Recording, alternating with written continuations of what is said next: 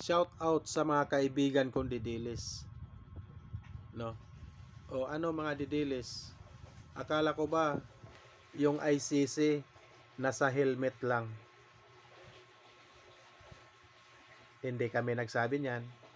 Kayo po mismo ang nagsabi na yung ICC nasa helmet lang. At wag kayong magagalit sa amin dahil po kayo lang mismo ang nagsasabi ng ganyan. Yung ICC, nainip na kayo sa kakahintay sa ICC. No?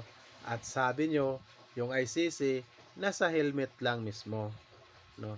So ngayon, anong nangyari? Nga. 'Di ba? Kaya wag kayo magalit sa amin. Dahil po, yung mga sinasabi nyo, hindi namin kayo kinukontra.